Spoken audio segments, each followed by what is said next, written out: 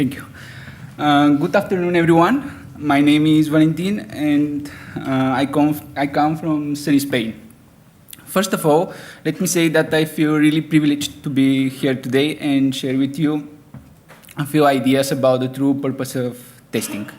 By the way, I'm a newbie today. This is going to be my first talk in English. Sorry for that.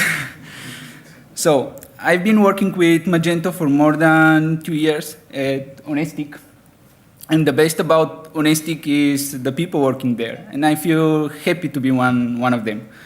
What else about us? So we were born in Valencia, Spain. We've been working in e-commerce for more than 10 years. And we are the proud organizers of Mage Titan Spain edition. We work with Magento as an e-commerce platform. Quality in our project is essential, and QA helps us every day with tools that make our life easier. But what would we developers do without the SysDevOps teammates who make automatic cloud deployment, containers provision, and zero downtime deployment in Magento 2 possible? Magento 2. And of course, it goes saying that every e-commerce business in 2080 needs to integrate ERPs, logistic carriers, and marketplaces such as Amazon and Zalando.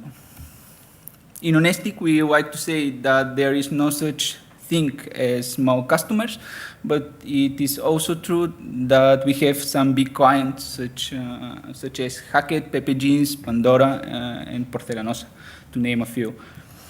And these are the places in the world from where we are striving to deliver the right software in the right way for our clients.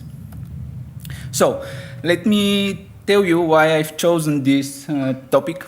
I'm interested in finding the true purpose of testing because it's difficult to justify the time we invest in it. And it's even more complex to understand why it's needed. Let me share a bit of my personal experience with you, which is very much depicted by the last picture here.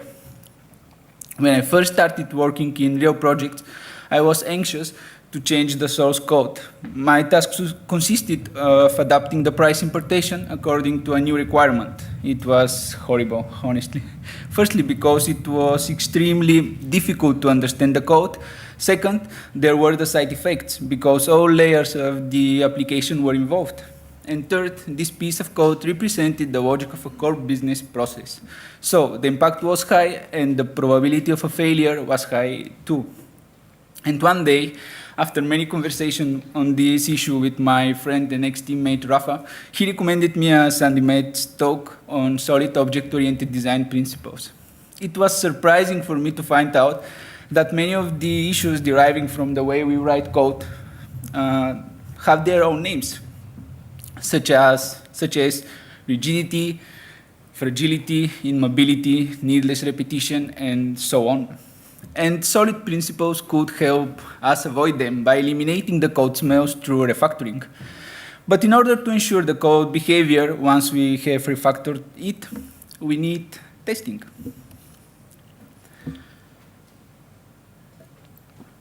And I'd like to share with you this citation by Sandi Metz. The most common arguments for having tests are that they reduce bugs and provide documentation, and that writing test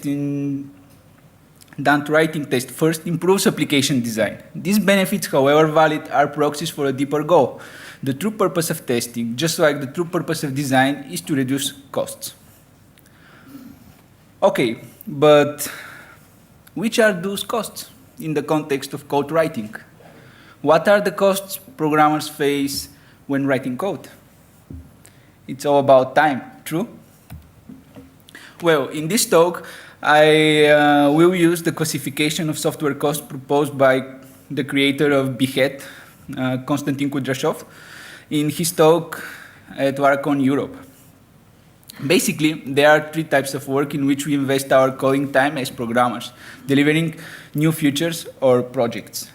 In the first place, there is the cost of introduction, which is the time represents which represents the time it takes to write and test code.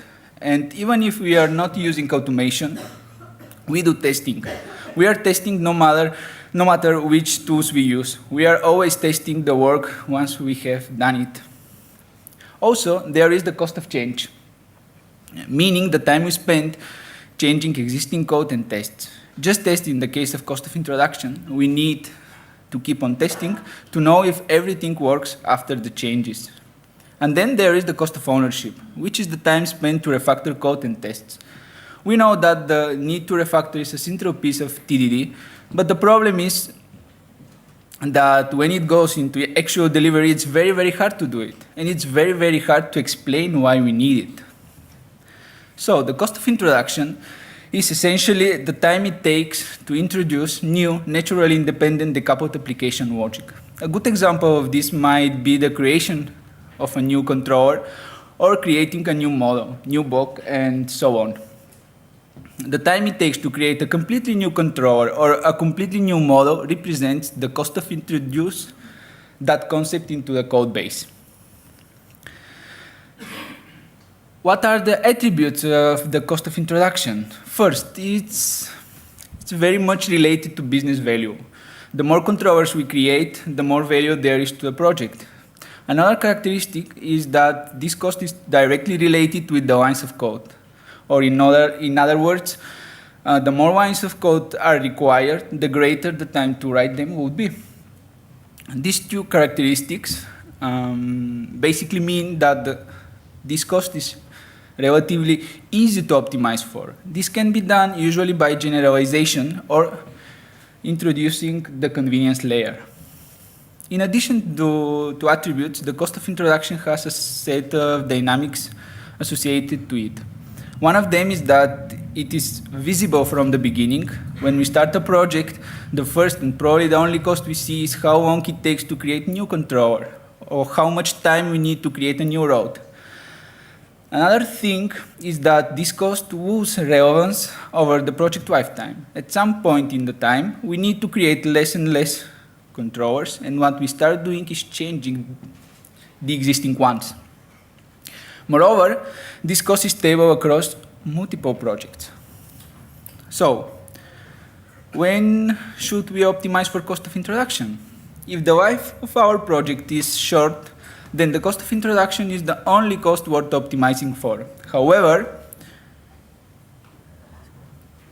the Greek philosopher Heraclitus says that change is the only constant. It's surprising how valid this claim is today, even though it was written more than 2,000 years ago. I guess you will all agree with me that the projects we work on are getting more and more complex nowadays. Projects naturally grow in time. And if we want to make a difference with our products, we should be ready to embrace complexity, and change do matters. So, how do we define cost of change?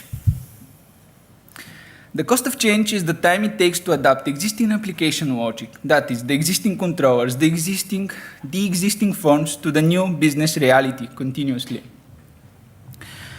And cost of change has a few attributes. Just as cost of introduction, it is also directly related to business value. The more changes we make, the more value we deliver to the business. However, unlike cost of introduction, the cost of change has no direct relation to the lines of code. Whether we add or remove 100 lines of code, this may or may not translate in creating more value. And for last, cost of change is also very affected by generalization. What more? The worst thing about the cost of change is that it is invisible from the beginning. In this sense, it is the opposite of cost of introduction. When we start a project, we have absolutely no idea what the cost of change would be. And the problem with cost of change is that it gains relevance as the project evolves. And after that, we can see that the cost of change increase exponentially over the time. Well, if our project ends just before we need to change things, we don't need to care about cost of change. But if the product life is long enough to encounter exponential growth, then the cost of change is the only cost worth optimizing for.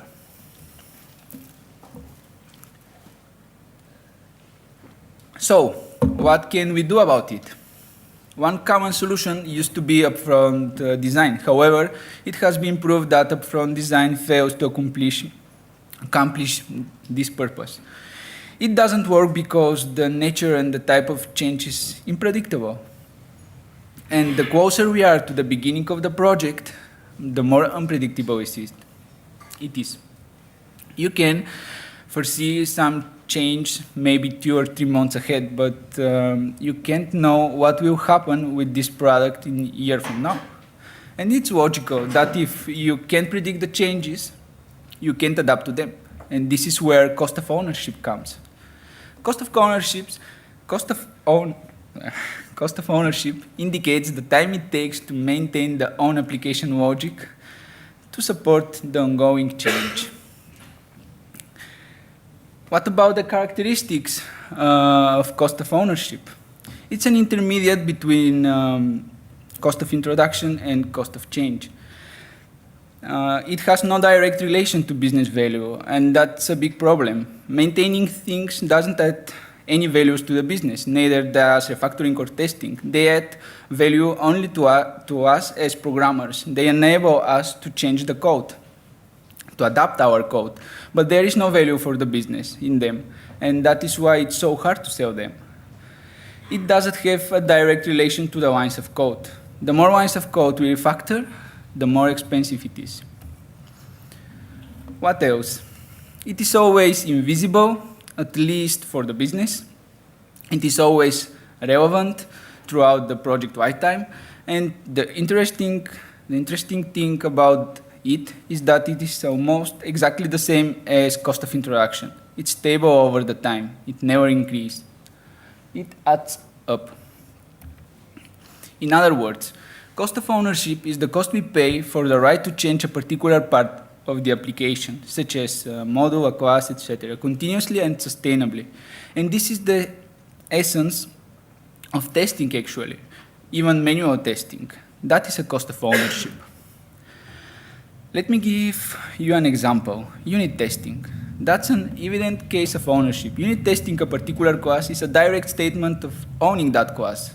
The closest form of ownership is refactoring. When we change a class in order to support a future change. So, introducing cost of ownership allows us to balance the two other costs. That is the reason for its existence. And note that owning everything doesn't always lead to an ever-increasing benefit, because we almost never need to change the entire system. So, how does testing reduce costs? To answer this question, let's have a look at how costs of ownership affects cost of change.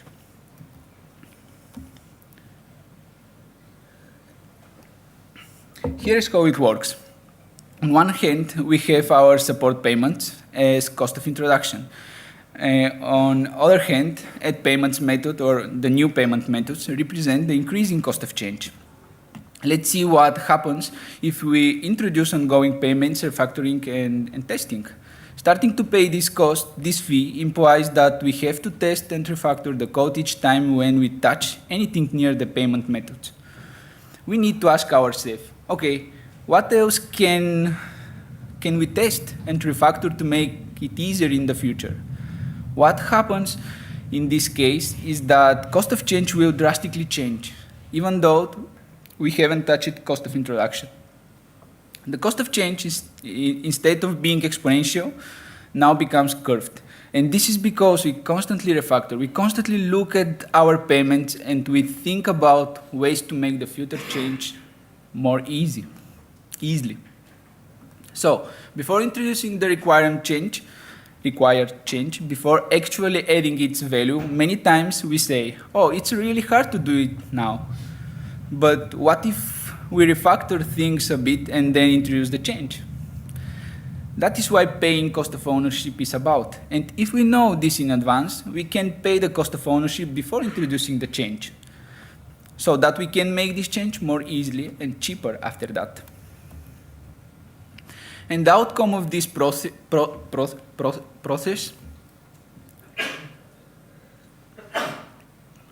is something that people call Emergent Design, which is the opposite to Upfront Design. Design emerges because we constantly look at the code and ask ourselves, okay, what change will we need to make next? Is it simple enough? Can we decouple? We own this code.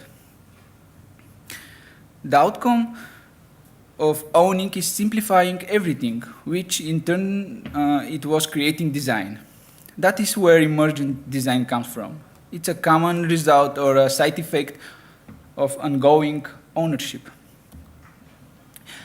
Unit testing is owning, refactoring is owning, test-driven development is an ownership technique, and TDD helps us to pay a cost of ownership continuously in a very comfortable way. It helps to refactor things to support future changes.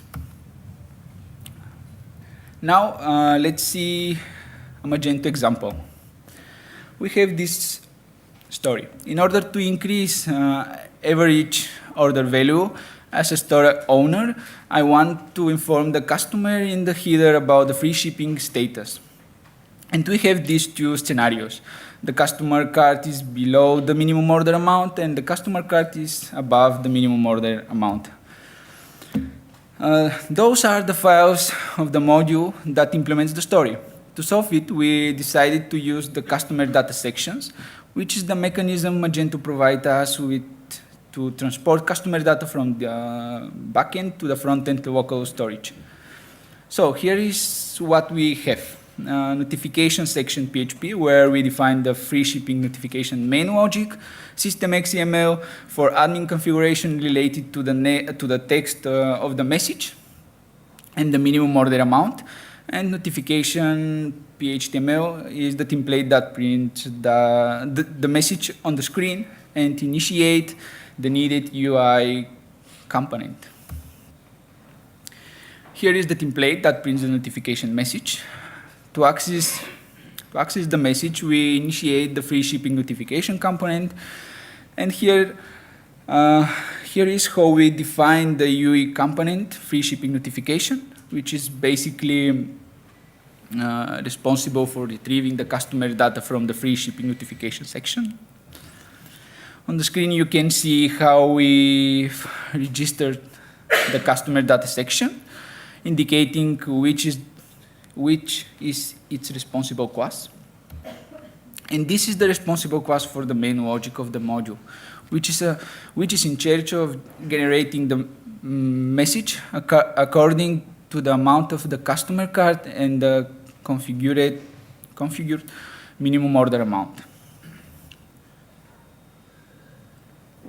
Here is where we can see how exactly this happens. First, we retrieve the message that should be shown if the minimum amount has not been reached.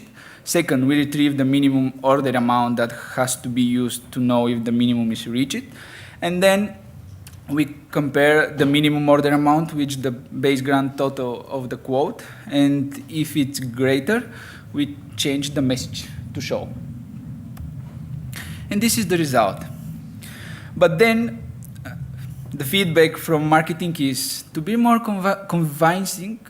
We need to tell the customers how close they are to get the free shipping. And here is the required change. To sum up, we need to detect if the pattern remaining amount is in the message, and if it's so, we have to replace it with the remaining amount to reach the minimum. To implement the new requirement, we have to calculate the remaining amount, format the remaining amount, detect the remaining amount pattern in the message, replace this pattern with the formatted remaining amount. But we have this. So how can we start to invest in ownership to implement the changes in the easiest way? What can we do? One thing would be to improve naming. eliminate duplication, or simplify. But to make those changes and be sure that the behavior won't change, we first have to test the code. We can start by testing the notification section, and after that, refactoring with impunity, we can improve the naming, eliminate the duplication, and simplify. Here is our actual implementation, and this is how the code looks after the first refactoring. We extract all the details related to the obtaining values from the configuration to private methods and name them in a way that expresses the domain problem. And of course, run the tests. Always green, we can do the next thing. And this is how the code looks like after the second refactoring. In this case, we extract the business rule of the problem to a private method called is minimum reached, and run the tests. And this is the third refactoring. Now we are able to start to introduce the new tests for the new requirements, and we are ready to start implement them.